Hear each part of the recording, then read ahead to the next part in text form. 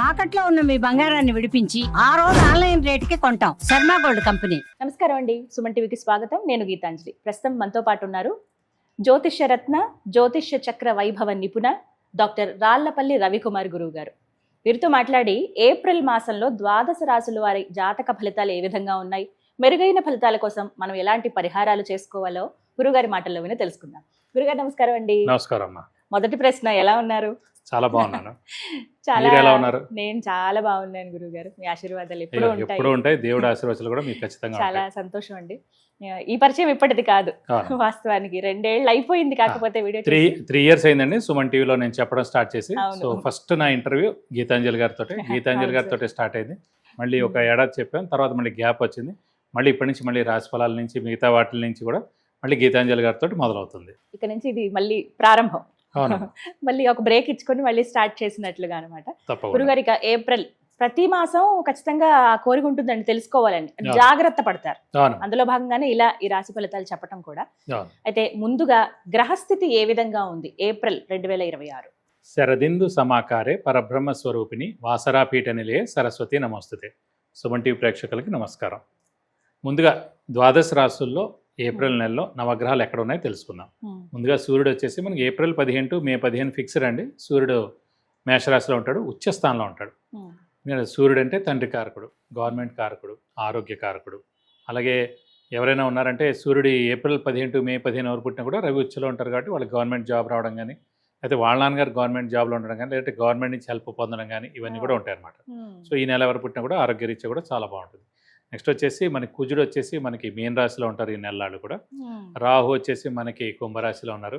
అలాగే గురువు వచ్చి మనకి మిథున రాశిలో ఉన్నారు.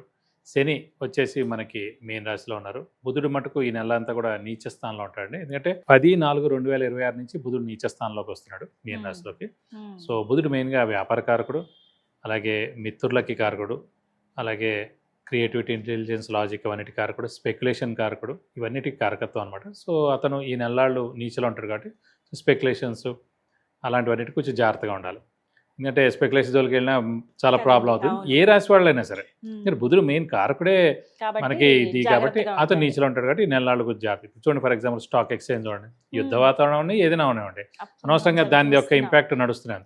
సో 10 ఏప్రిల్ నుంచి వచ్చినప్పుడు ఇంకో 20 రోజుల పాటు ఇంకా అంటే ఏప్రిల్ నెల అంతా కూడా స్టాక్ ఎక్స్చేంజ్ పడిపోవడం అని, ఈ గోల్డ్ ధర పెరగడం లేదా తగ్గడం, మళ్ళీ సిల్వర్ ధర పెరగడం లేదా తగ్గడం, అనిశ్చితి అనేది ఉంటుంది స్టాక్ ఎక్స్చేంజ్లో. ఫైనాన్షియల్గా అన్నీ కూడా అనిశ్చితి ఉంటుందని చెప్పుకోవచ్చు. నెక్స్ట్ వచ్చేసి మనకి కేతు వచ్చేసి సింహరాశిలో ఉన్నారు. శుక్రుడు వచ్చేసి మనకి 19/4/2026 నుంచి వృషభ రాశి అంటే ఓన్ రాశి అనమాట, వృషభ రాశి, ఆ రాశిలోకి ప్రవేశిస్తాడు. ఈ నెలలు కూడా అక్కడే ఉంటాడు.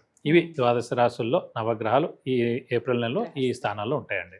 గురుగారు, ధనుసు రాశి వారికి ఏప్రిల్ మాసంలో జాతక ఫలితాలు ఏ విధంగా ఉన్నాయండి? తప్పకుండా. ధనుసు రాశి అనగానే మనకి మూల 1, 2, 3, 4 పాదాలు, పూర్వాషాఢ 1, 2, 3, 4 పాదాలు, ఉత్తరాషాఢ 1 పాదం, ఈ నక్షత్రాల సమూహం అంతా మనది ధనుసు రాశిలోకి వస్తుంది. ఈ ధనుసు రాశి అనగానే మనది మెయిన్గా బాణం, విల్లు, సో ముక్కుసూటిగా ఉండడం, సో చాలా ధైర్యవంతులు, నీతి నిజాయితీలు కలవారు, సో అబద్ధాలు ఆడరు, ఆడేవాళ్ళు అంటే ఇష్టం ఉండదు. సో స్నేహితులు కూడా తక్కువ మందే ఉంటారు, శత్రువులు ఎక్కువగా ఉంటారు.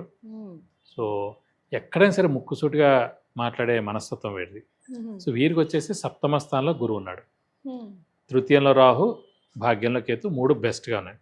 సాధారణంగా మనం జాతకం చెప్పుకున్నప్పుడు అండి, లగ్నం నుంచి సప్తమ స్థానంలో గురువు ఉంటే కనుక గుడి కట్టించడం, లేదంటే ఓల్డేజ్ హోమ్ కట్టించడం, లేదంటే ఎన్జిఓ ఆర్గనైజేషన్ రన్ చేయడం, ఈ మూడింట్లో ఏదైనా చేయడం, డైరెక్ట్గా చేయడం, లేదంటే దానికి సహాయపడడం అనేది ఉంటుంది. సో ఇప్పుడు మనం చూసేది రాశి నుంచి కాబట్టి ఇలా ఎవరికైనా చేయాలనుకున్న వాళ్ళ మటుకు ఇప్పుడు ప్రస్తుతం ధనుసు రాశి వారికి సప్తమ స్థానంలో గురువు ఉంది కాబట్టి వాళ్ళు ఇలా హెల్ప్ చేయడానికి గుడికి కానీ, ఎన్జిఓ ఆర్గనైజేషన్ కానీ, ఓల్డేజ్ హోమ్ కానీ హెల్ప్ చేసేందుకు అవకాశాలు ఎక్కువగా ఉన్నాయని చెప్పుకోవచ్చు. ప్రతి ఏడాది ఒక్కొక్క రాశి మారిపోతుంది. ఇప్పుడు ధనుసు రాశి వారికి ఉందండి, నెక్స్ట్ మకర రాశి వారికి ఉంటుంది అన్నమాట, జూన్ నుంచి నెక్స్ట్ ఇయర్ జూన్ దాకా. సో అది అలా సమయం హెల్ప్ అవుతుంది అన్నమాట. సో అనుకోండి, మనం ఒక చెప్పిన మాటతోటి ఆ ఓల్డేజ్ హోమ్కి హెల్ప్ అవ్వచ్చు, ఆ టెంపుల్కి హెల్ప్ అవ్వచ్చు, లేకపోతే ఒక ఎన్జిఓ ఆర్గనైజేషన్కి హెల్ప్ అవ్వచ్చు. అది ఎవడో పెట్టాలనుకున్నాడు వాడే పెట్టచ్చు అన్నమాట. సో ఇలాగా చాలా గురుబలం, దైవబలం, దైవానుగ్రహం ఉండడం, ఆధ్యాత్మిక చింతన పెరగడం, దైవ దర్శనం చేసుకోవడం, తీర్థయాత్రలు చేయడం, గురువుని దర్శించడం, గురువు యొక్క బ్లెస్సింగ్స్ పొందడం, సప్తమ స్థానానికి భర్త లేదా భార్య కదండి. సో విపరీతమైన అన్యోన్యత, చాలా బాగుండడం, ఎవరైనా విడిపోవాలనుకున్న వాళ్ళు కూడా వాళ్ళు కలవడం, ఇవన్నీ కూడా ఇప్పుడు ధనుసు రాశి వాళ్ళకి బాగున్నట్టు. సప్తమ స్థానంలో గురువు ఉన్నాడు. దైవబలం దైవానుగ్రహం ఉండి గురువు చూస్తున్నాడు. సో భార్యాభర్తలు బెస్ట్గా ఉంటారు అన్నమాట. సో ప్రస్తుతం ఈ సమయానికి అలా కాకుండా వ్యాపారస్తులు కూడా పట్టిందల బంగారం చెప్పుకోవచ్చు. అలాగే పార్ట్నర్షిప్ కూడా చాలా బాగుంటుంది. సో ఇందాక చెప్పినట్టు ఇమీడియట్ బాస్తో కూడా బాగుంటుంది. ఈ మూడు ఒకటేసారి అన్నమాట. సప్తమం అంటే బాగుందంటే ఈ మూడు అన్ని విధాలా బాగున్నట్టు అన్నమాట. విద్యార్థులకి, రాజకీయ నాయకులకి, క్రీడాకారులకి, పత్రికా రంగం, యూట్యూబ్ రంగం, మీడియా రంగం, సినిమా రంగం వారందరికీ కూడా అత్యద్భుతంగా ఉంటుందని చెప్పుకోవచ్చు. సో కొంచెం ఖర్చులు ఎక్కువగా ఉంటాయి, చిన్న చిన్న అనారోగ్యాలు చేస్తాయి, ఇంట్లో గృహిణిలో మానసిక ఒత్తిడి పెరుగుతుంది, ఇంట్లో పెద్దవాళ్ళు చిన్నపిల్లల ఆరోగ్యం విషయంలో కొంచెం జాగ్రత్త వహించాలి. వివాహ యోగం ఉందా గురుగారు? సప్తమ స్థానం అంటేనే వివాహ స్థానం. సో సప్తమ స్థానంలోనే వివాహకారకుడైన గురువు ఉన్నాడు కాబట్టి ఖచ్చితంగా అవివాహితులు ఎవరైతే ఉన్నారో వారందరూ కూడా వివాహానికి అవకాశం ఉంది. జూన్ 1 లోపల 100% వివాహం అవుతుంది, లేదంటే ఎంగేజ్మెంట్ అని అవుతుంది, లేదంటే పిల్ల మనది అని అనిపించుకుంటారు. సో గ్యారంటీ అవుతుంది. సో మానవ ప్రయత్నం మీరు చేయాలి. అలాగే స్థానచలనం ఏమన్నా? స్థానచలనం అంటే అర్ధాష్టమ శని నడుస్తుంది కాబట్టి అదొక్కటే మైనస్ పాయింట్ ప్రస్తుతం. నెక్స్ట్ ఏడాదితో అర్ధాష్టమ శని కూడా వెళ్ళిపోతుంది ధనుసు రాశి వారికి. కాబట్టి ఈ అర్ధాష్టమ శనిలోనే స్థానచలనం ఉంటుంది. ఇల్లు మార్పు కానీ, ఉద్యోగ మార్పు కానీ, ట్రాన్స్ఫర్ అవడం కానీ, అంటే వేరే ఊర్లో జాబ్ ఎత్తుకోవడం కానీ, ఫారెన్ వెళ్ళి జాబ్ చేయడం కానీ, ఫారెన్ టూర్ కానీ, విజిట్స్ కానీ, అసైన్మెంట్స్ కానీ ఇవన్నీ కూడా జరిగేందుకు అవకాశాలు 100% ఉన్నాయి.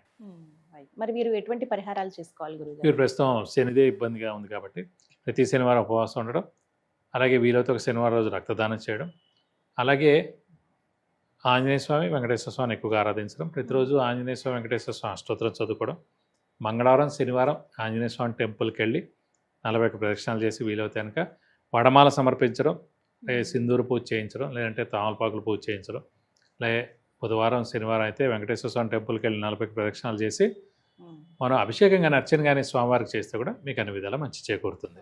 చాలా చక్కటి పరిహారం అండి, ధన్యవాదాలు. నమస్కారం. విన్నారు కదండి ద్వాదశ రాశుల జాతక ఫలితాలు. అలాగే మీరు పర్సనల్గా గురుగారితో మాట్లాడాలన్న అపాయింట్మెంట్ తీసుకోవచ్చండి. అది ఏ రకమైనటువంటి సమస్య అయినా కావచ్చు, విద్య, ఉద్యోగం, వ్యాపారం, సంతానం విషయంలో కొంతమంది, వివాహ యోగం ఉందా లేదా అని తెలుసుకోవడానికి కావచ్చు, ఒకవేళ యోగం కలగాలంటే ఏం చేయాలని, విదేశీ యానాల కోసం కొంతమంది ప్రయత్నిస్తూ ఉంటారు, గృహం కోసం చూస్తారు, ఆరోగ్యపరంగా కావచ్చు, వ్యాపార పరంగా కావచ్చు. ఇలా మీకు ఏవైనా సందేహాలు ఉన్నట్లయితే గురుగారిని సంప్రదించవచ్చండి. స్క్రీన్ పైన నెంబర్ స్క్రోల్ అవుతుంది కదా, మీరు వాట్సాప్ కాల్ చేయొచ్చు, అలాగే మెసేజ్ అయినా పెట్టండి ముందుగా. మీరు ఆ తర్వాత అపాయింట్మెంట్ తీసుకుని గురువుగారిని కలవచ్చండి. ఎంతోమందికి జాతకంలో పరిహారాలు తెలియజేసి వారి ఉన్నతికి చాలా ప్రోత్సాహం అందించారు గురువుగారు. మరి మీరు కూడా ఈ విధంగా తెలుసుకోవాలనుకుంటే స్క్రీన్ మీద కనపడుతున్న నెంబర్స్కి కాల్ చేయండి. నమస్కారం.